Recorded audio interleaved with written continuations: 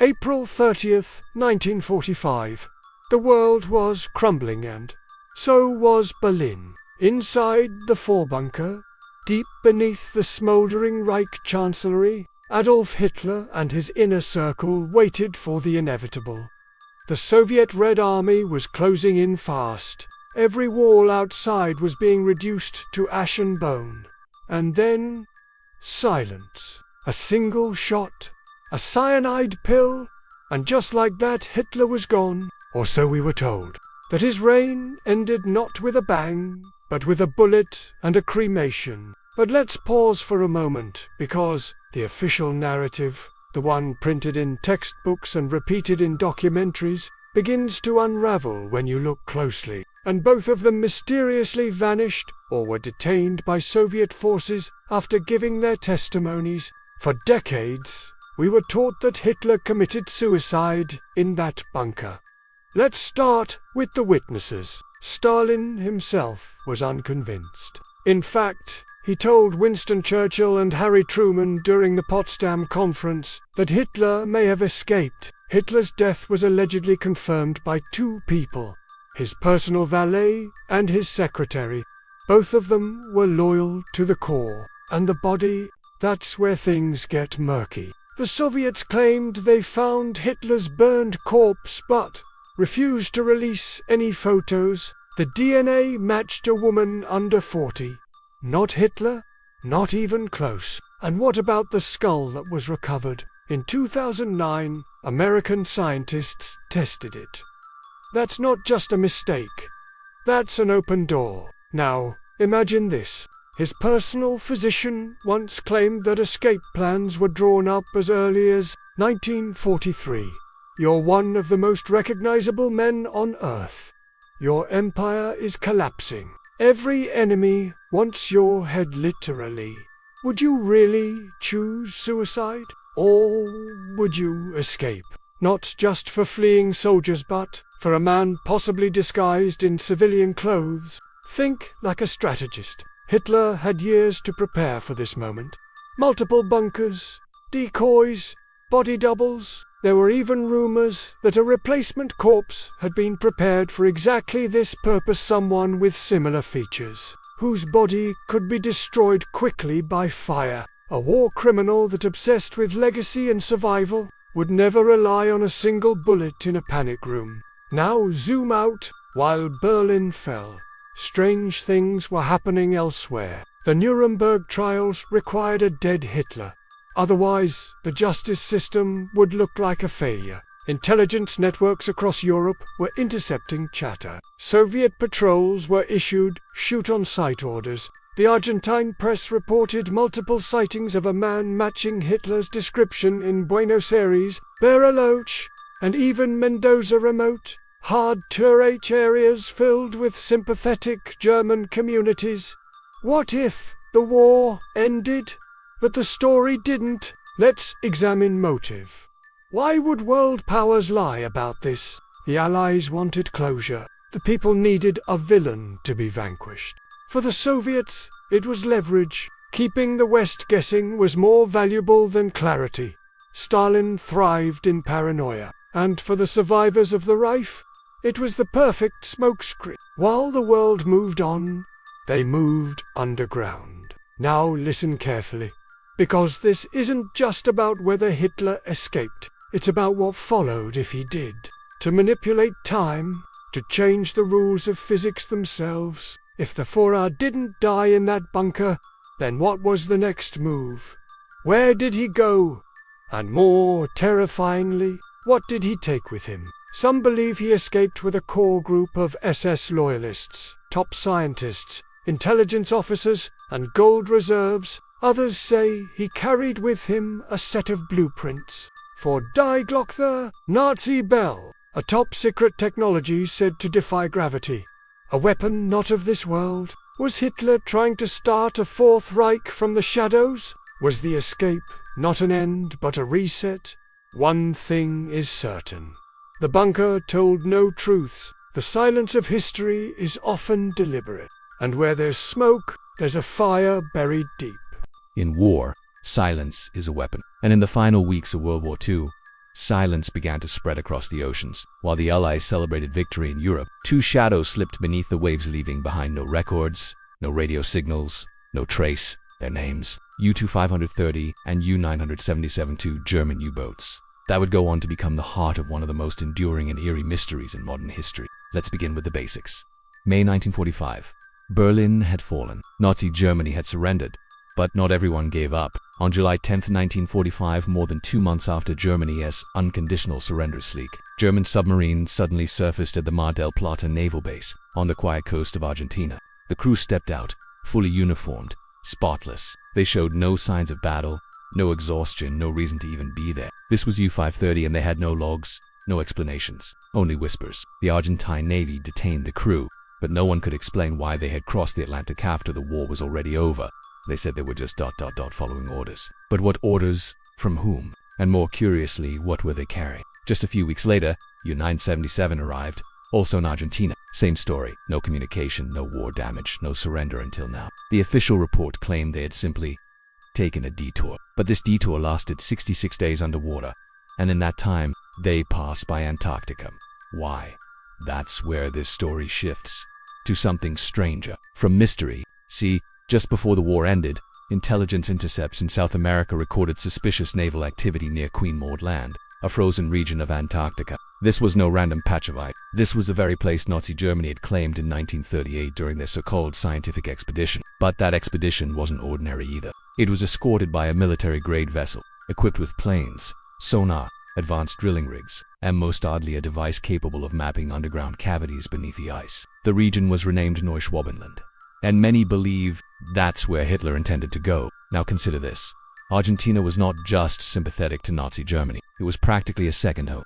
From the late 1930s through the 1950s, Argentina had quietly welcomed thousands of high-ranking Nazi officers under the radar. Entire German communities dotted Patagonia so remote that even Argentine authorities barely reached them. In towns like Bariloche, German was spoken fluently. Streets bore names of European generals. Inns were decorated with strange symbols. And more than once, locals claimed to have seen a man with slick-back hair, a distinct mustache, and heavy security shopping in the markets. They didn't call him Hitler, they just called him the old man from the mountain. So how does this all connect? It's simple. If Hitler did escape, he couldn't have done it alone. He'd need a secure route. He'd need loyalists. And above all, he'd need a way to disappear. U-boats far off in the Atlantic. Argentina, politically neutral, culturally accepting, and Antarctica, vast, uncharted, and full of secret. It's a trifecta of silence. And those two submarines, they were never fully investigated by Allied powers. In fact, after a few weeks in detention, the crews were quietly released. No press, no follow-up, just gone. But the whispers didn't stop. Over the next 2 decades, dozens of locals in southern Argentina and Chile reported sightings of unusual aircraft flying discs, moving without sound, vanishing into the clouds over the Andes or the icy South Pole. The reports were laughed off, dismissed as fantasy. But what if they weren't? Let's return to U-977.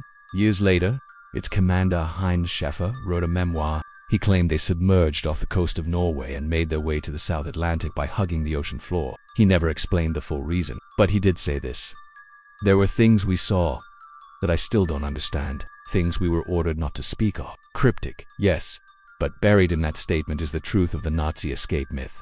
It wasn't just about fleeing. It was about preserving something, a secret, a plan, a new beginning hidden beneath the waves and the ice. Today, we're left with more questions than answers. Why did 2 fully operational U-boats show up months after the war ended? Why was Argentina such a haven? And what were the Nazis really doing in Antarctica before the war even began? Maybe the submarines weren't just escaping. Maybe they were delivering...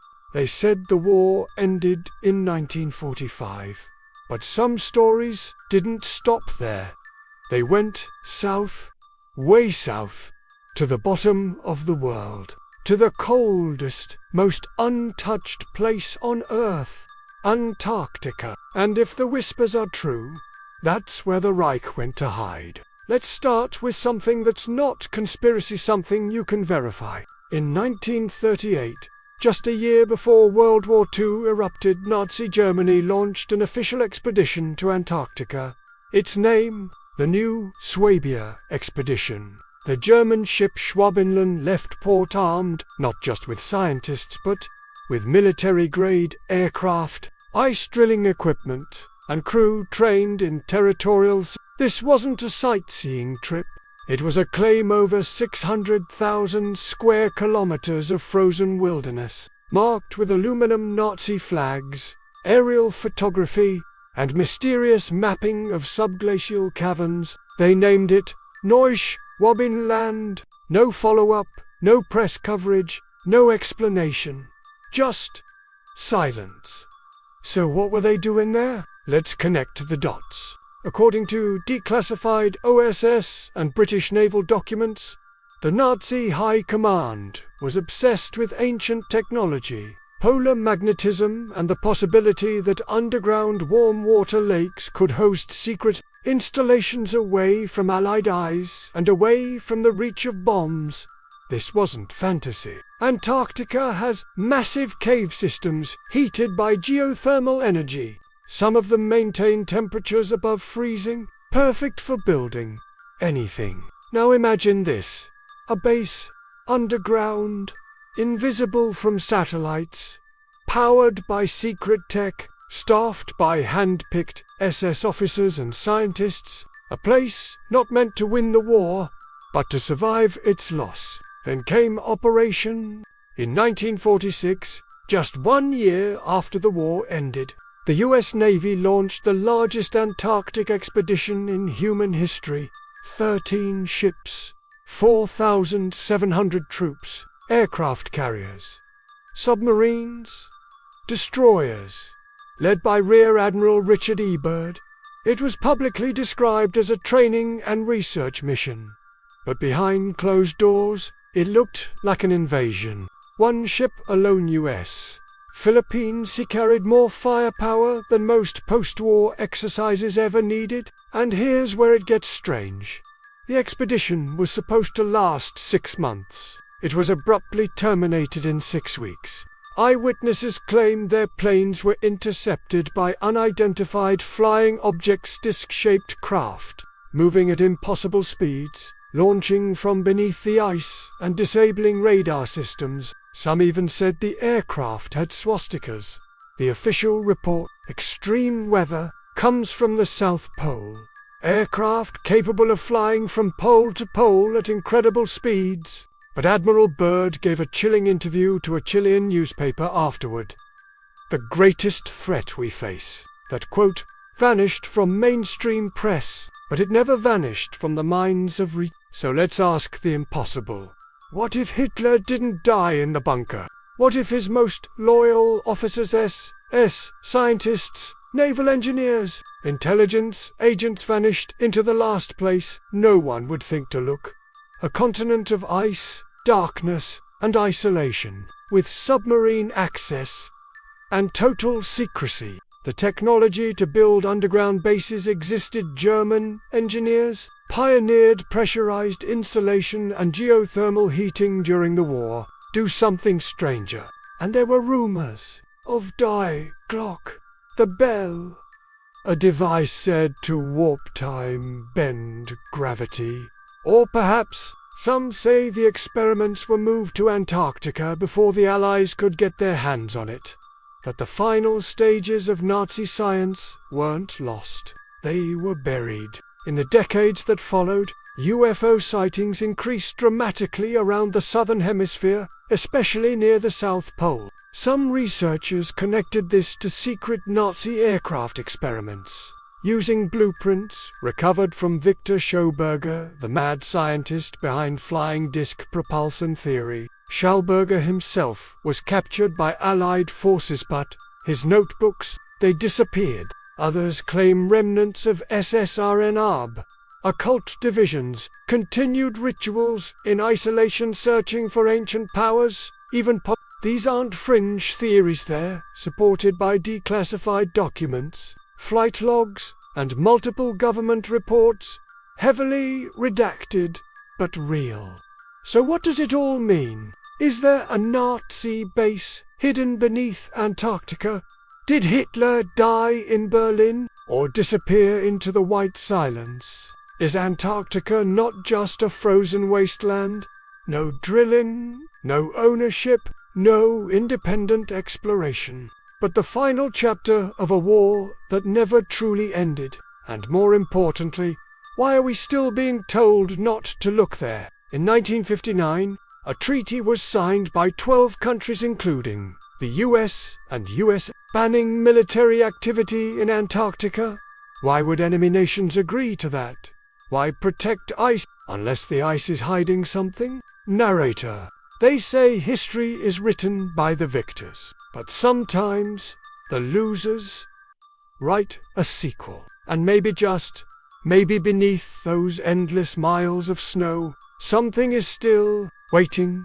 They say a defeated army lays down its weapons, but ideologies, they adapt, they shift, they survive, and in the ashes of Hitler's fallen empire, something colder, quieter, and more calculating was born. Not a third attempt, a fourth one, the Fourth Reich.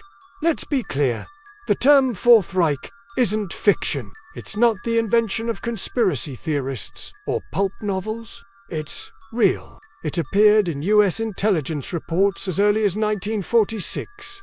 It was whispered in CIA, studied by British counterintelligence, and even hinted at by former Nazi officials during interrogations. Not a continuation of Hitler's wild, visible crusade, but a refined evolution driven by influence. Not tanks, hidden not in forests, but in boardrooms. Let me explain. As World War II ended, thousands of Nazi scientists, military officials, and SS operatives were captured, killed, absorbed. You've heard of Operation Paperclip. It was the American mission to extract the best and brightest minds from the Nazi war machine before the Soviets got to them. Names like Wernher von Braun, the man who built the V-2 rockets that rained terror on London, would go on to lead NASA's Saturn V rocket program, the very one that took man to the moon. The Cold War wasn't just nuclear, it was intellectual, and the men who once engineered death camps and flying bombs, they were now professors, directors, strategists. But what if some of them never truly left the Reich behind? Hidden in the shadows of history was a quiet effort, one not ordered by Hitler, but born of his fall. SS generals, economic advisors, and underground industrialists began forming Rattlin's escape routes from Germany to South America, the Middle East, and even North America. Their goal? Preserve the ideology, rebuild in silence, not by conquests but through infiltration. The new battlefield would not be fought in trenches. It would be fought in currency, technology, policy, and psychology. Now listen carefully. A 1950 report from the FBI's Buenos Aires station stated that former Nazis had formed a cohesive network operating through international companies, trade routes, and political influences. They called it the organization. It wasn't a gang, it was a structure. Former SS officers became import-export brokers. Others went into pharmaceuticals. Their fingerprints faded. Some acquired new identities and slipped into universities, banks, and even governments. And over time, but the framework remained. A trainer for foreign regimes. Let's zoom in on one name. A former SS commando, nicknamed Hitler's favorite soldier. He escaped imprisonment, fled to Spain, then moved between Egypt, Argentina, and reportedly even the United States, working as a security consultant. And, more disturbingly, he wasn't hiding, he was planting seeds. Some say Skorzeny was the unofficial architect of the Fourth Reich, a strategist who understood that ideology could outlive defeat if it just changed its face. Meanwhile, in Bariloche, Argentina, entire German-style towns emerged complete with Bavarian Lutheran churches and German-language schools, and deep within those regions, gated estates, private air and security walls surrounded compounds with names like Haus Adler and Villa Bavaria. Locals whispered of German meetings held in secret, strange rituals, and men with thick accents and long scars who never aged. These weren't leftovers of a lost war. These were blueprints. And what about Antarctica? By now, you've heard the rumors that Neuschwabenland was more than a territorial claim, that beneath the ice, experiments continued, technologies advanced, and strategies were born. What if the Fourth Reich wasn't just a conspiracy? What if it was the most ambitious rebrand in human history, where flags were no longer needed, because ideology was being injected quietly into the bloodstream of future superpowers? Here's where it gets chilling. Were quietly studied by Cold War powers for use on their own citizens. By the 1960s and 70s, key figures in the former Nazi network had begun working for corporations in defense, aviation, and even psychological warfare. Experiments once conducted in death camps were sanitized into behavioral studies. Mass propaganda models were adopted into advertising strategy, and some even say that social engineering programs, developed by Nazi psychologists, it wasn't about rebuilding the Third Reich. It was about infiltrating the modern world so deeply that no one would ever recognize it was there. The Fourth Reich wouldn't march down boulevards. It would operate in silence. It would look like progress. They lost the war, but they never stopped moving. And maybe, just maybe, the Reich never fell. It simply changed uniforms. Most people believe they know how the story ends. April 30th, 1945. Adolf Hitler, cornered in a Berlin bunker, takes a pistol to his head. Eva Braun swallows cyanide. Their bodies are burned in the Reich Chancellery courtyard. Case closed, right? Except there was no photographic proof, no independent autopsy, no remains the world could verify. And for the next 3 decades, intelligence agents from around the world chased whispers, tracks, faces, trying to answer one chilling question. Did Hitler escape? Let's begin with the files no one talks about. FBI File 6553615. It begins in 1945, just weeks after Germany's surrender. A flurry of cables, letters, and intercepted messages pour into J. Edgar Hoover's desk. Most are wild, full of rumors, but some are disturbingly credible. A witness in Argentina describes a German man living on a secluded ranch, protected by armed guards. He speaks little, avoids photographs, and goes by the name Adolf Hitler. The FBI investigated, they filed reports, but they didn't close the case. Then there's Simon Wiesenthal, the legendary Nazi hunter. Wiesenthal, a Holocaust survivor, spent decades tracking fugitives, and he believed until his final days that Hitler never died in the bunker. He was convinced the Führer had been flown out of Berlin in the final hours eastward, then southward, and eventually slipped through a Nazi escape network into Patagonia. Why Patagonia? Because it was isolated, unpoliced, and full of German-speaking communities willing to protect a fallen idol. In 1947, British intelligence stationed in South America intercepted radio chatter in German military code. The source, a private estate outside San Carlos de Bariloche, Argentina, eerily close to where Martin Bormann, Hitler's right-hand man, was rumored to have fled. They investigated. They found elaborate bunkers, underground wine cellars, even airstrips. No Hitler, but something felt staged in South American banks, Swiss accounts, Middle Eastern vaults. Here's where it gets even stranger. Nazi gold, billions of dollars worth, vanished in the final months of the war. Some of it turned up years later, but much of it remains unaccounted for. What if that gold wasn't lost, but used to buy silence? To build new identities, to fund a post-war shadow empire? And what if Hitler was the ghost at the top? Now meet Bob Baer, former CIA case officer, including asterisk, a man with a limp and a mustache who was never to be spoken to.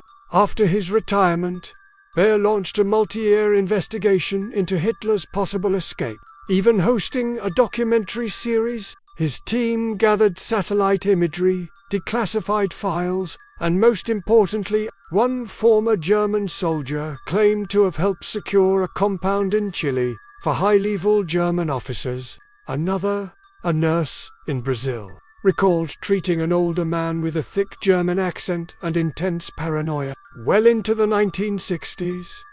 And then there's the most haunting part. Facial recognition software compared post-war photos of supposed Argentine locals to known images of Hitler. Some were a match, so why doesn't anyone know? Why did the world accept the bunker story? Because the Allies needed it. Germany needed closure. The world needed a villain dead, not hiding. A trial would turn him into a myth, but a suicide. It ends. The narrative, clean, quick, controllable. But intelligence files remained open. For decades. In 2014, the FBI quietly declassified hundreds of pages on the Hitler escape hypothesis. No conclusions, no denials, just raw information, waiting to be read. Now, pause and ask yourself. Even parts of Bolivia and Brazil welcomed former SS members. If Hitler did escape, where would he go? South America was a hotbed of Nazi resettlement. Argentina, Chile, Paraguay, and in remote regions where the state had little reach, German-only schools, villages, and compounds still operate to this day. Was Hitler hiding there? Or was he being protected there? We may never know the full truth. But what we do know is this. The body burned in Berlin was never conclusively identified. Soviet reports contradicted each other. American and British intelligence agencies never officially closed the Hitler file. And if you ask anyone who spent their lives in counterintelligence, they'll tell you disappearance is the greatest camouflage of power. The greatest trick Hitler ever pulled was not conquering Europe, it was making the world believe he died in a bunker. Because what dies is buried, but what disappears, that lives on. Science can save, but it can also control, twist, corrupt, and in the shadows of World War II, a new kind of war was born, one not of tanks or trenches, but of intellect, secrets, and silence. Welcome to the world of black files where Nazi science didn't vanish. It simply changed addresses. Let's rewind. As the Third Reich collapsed, Allied forces raced not just to end the war but to collect its knowledge. Because the Nazis, despite their cruelty, had built one of the most advanced scientific infrastructures of the 20th century. They weren't just making rockets. They were experimenting with jet propulsion, nuclear particles, biological warfare, chemical mind control, and even electromagnetic manipulation. Some of it was genius, some of it was madness, but it was all valuable. And both the US and the Soviet Union wanted every single page. Enter Operation Paperclip. Officially, it was a program to bring over German engineers and scientists to help America's space race.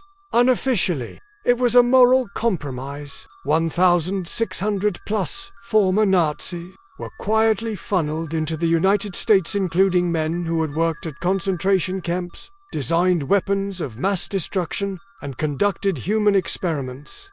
They weren't prosecuted, they were promoted, given new names, new lives, and access to labs you've never heard of, in places not listed on any map. Let's name a few. Werner von Braun, the architect of the V-2 rocket, later the mastermind behind NASA's Apollo program. Hubertus Strughold, the so-called father of space medicine, whose early research came from frozen prisoners in Kurt Debus, head of launch operations at Cape Canaveral, once a loyal SS officer. They helped America reach the moon. But at what cost? Because while they built spaceships for one country, their research came from a place no light touched. And then there were the projects you never read about in textbooks. Files marked top secret, now declassified under names like MK Ultra Project Artichoke, Operation Monarch, Project Bluebird, all of them rooted in one terrifying question. Can science control the human mind? In Nazi Germany, SS doctors conducted horrific experiments on prisoners, extreme trauma, sensory deprivation, and even electromagnetic resonance. They were trying to discover how to erase memory, how to implant obedience, how to fracture identity and rebuild it like a puppet. These ideas didn't die in 1945. They were adopted, refined, and weaponized in American labs, in Cold War bunkers, in rooms with no windows. Victims were no longer prisoners of war. They were mental patients, orphans, sometimes even soldiers. One scientist wrote in his black file log, "We are continuing the spirit of German innovation, but under new flags. Let that sink in." And it wasn't just the US. The Soviets seized thousands of documents from the Nazi research division focused on the occult, ancient civilizations, and forgotten energy sources. They believed there were powers buried in time, in DNA, even in the vibrations of the planet itself, and they intended to master them. The Cold War wasn't just about missiles. It was about who could unlock the mind, the earth, and the past first. Then came whispers of even darker knowledge. Die Glocke, the bell, a device described by captured Nazi officers as a gravitational engine, possibly a time displacement weapon, encased in lead, powered by mercury, and tested underground in Poland. When Allied forces stormed the Wenceslas mine in 1945, the device was gone.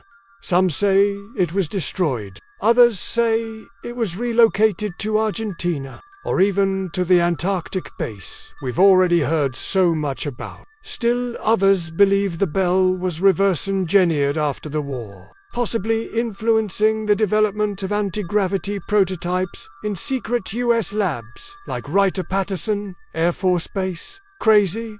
Or just not yet proven? Let's talk about influence. Because the true legacy of Nazi science isn't just in rockets or rumors, it's in systems. Surveillance states, human behavior programming, pharmaceuticals built to numb and control, algorithms trained on human weakness.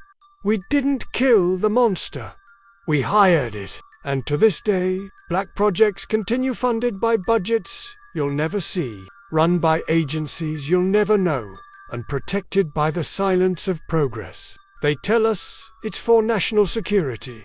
They tell us it's for medical advancement. They tell us just enough to keep us calm. But the deeper you dig, the colder it gets. Science doesn't choose sides. It only serves the hand that wields it. And sometimes that hand wears a new glove, but the fingerprints remain the same. Wars end with surrender, but power moves silently, like blood through veins passed down. Never question. This is the chapter they never taught you in school, because this isn't about battles or bunkers. It's about bloodlines, and how the architects of the Nazi regime didn't just plan for a war, they planned for a future. One where their wealth, their ideology, and their legacy would live on, hidden in plain sight. Let's start with a simple question. How did the Nazi elite fund a war that cost trillions? And when the Reich fell, where did that fortune go? The answer leads us not to Berlin or Munich, but to Zurich, to Lisbon, to Buenos Aires, to New York. Because the truth is, the Nazi war machine was not built by ideology alone. It was powered by money. Old money, international money, and it flowed through banks, shell companies, gold trades, and family estates. One name stands out, Martin Bormann. He was more than Hitler's right hand. He was the architect of the economic escape plan. According to declassified US intelligence files, Bormann began shifting Nazi assets out of Germany years before the war ended. He used front companies, neutral bank accounts, and an elite network of sympathizers in the business world. His plan wasn't to survive. It was to ensure the Reich survived financially. And by 1944, he had created what insiders called the Industrial Reserve Army of the Fourth Reich. Factories, mines, patents, entire companies moved offshore, out of reach. The war ended. The Reich was defeated, but the money, it disappeared like a ghost. So where did it go? Some of it resurfaced in South American banking, institutions used to build compounds, fund resettlement networks, and bribe governments. But more disturbingly, some of it entered the global economy via joint ventures with Western companies, via Swiss accounts that were never frozen, via intermarriage with industrial dynasties. And slowly, over decades, Nazi wealth was laundered into legitimacy. And their children, they were sent to top universities, trained in finance, law, politics, reprogrammed not to march in goose steps, but to build the next empire from behind desks. Let's talk about names. We're not going to point fingers, but we are going to examine patterns. Many post-war CEOs, especially in the arms, pharmaceutical, and energy sectors, had direct or indirect Nazi connections. Some had fathers or uncles on trial at Nuremberg. Some sat on boards with former SS officers. And some even funded political campaigns in newly formed democracies, while maintaining private loyalty, oaths in family circles. Was it guilt, or was it strategy?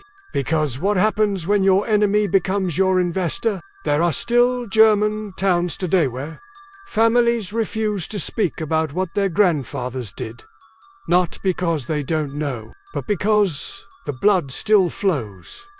Private clubs, legacy schools, inheritance, trusts, where surnames mean power and silence means protection. And what about the European royal families? This is where things get uncomfortable. Several royal houses maintained quiet alliances with the Nazi elite either through marriage, diplomacy, or shared political interests. And while many disavowed these connections after the war, some never truly severed them. Behind closed doors, in castles and chateaux, old ideologies were passed down like heirlooms. Then there's the Vatican. In the late 1940s, the Church helped facilitate escape routes for Nazis via the infamous. Many high-ranking Nazis found shelter in Catholic monasteries before being issued new identities by sympathetic clergy. Why? Some say it was a Christian duty of forgiveness. Others believe it was an act of ideological alignment or part of a post-war chessboard where information was more valuable than justice. So what does this all mean? It means the fall of the Third Reich wasn't a collapse. It was a migration of ideas, wealth, and power structures out of Berlin and into the veins of global finance, modern politics, and corporate empires. History remembers the uniforms, the parades, the destruction, but it forgets the contracts, the wills, the blood, because some wars aren't won with bullets, they're won with inheritance, and some empires don't end with surrender. They simply change their last name.